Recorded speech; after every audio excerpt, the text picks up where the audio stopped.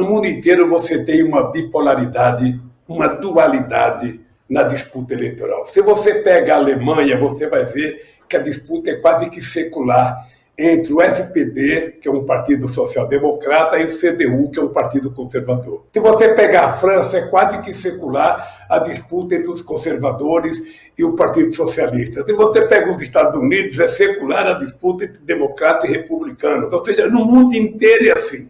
Aqui no Brasil, agora que não tem ninguém de direita, sabe, só de direita civilizada, sabe, no segundo turno, ele fica inventando uma terceira via para tentar evitar os dois extremos. Deixa eu te dizer uma coisa. Primeiro que não tem essa rivalidade, não tem esse ódio. O povo tem que escolher, não é entre duas candidaturas radicalizadas.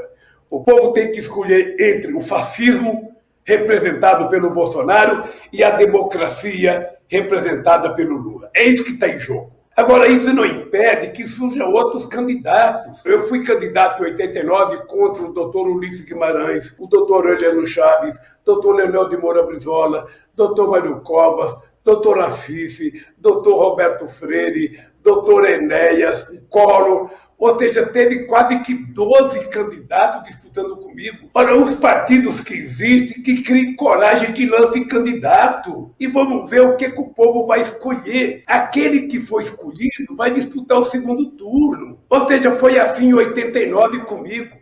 Eu era um bagrinho, eu era o que menos tinha chance. As pessoas precisam lembrar que eu não tinha quase nenhuma chance. Eu fui para o segundo turno com o Collor. Então, os partidos políticos parem de funcionar como cooperativa de deputados e funcionem como partido de verdade. E vamos ver quanto é que vai colher no final da safra eleitoral. Eu, sinceramente, acho uma piada essa história de terceira via. Parece que as pessoas estão... Eu acho que vai ter até um programa de calouro terceira via. Então, coloca todo mundo, vai lá, faz discurso e vai ter um jurado para escolher.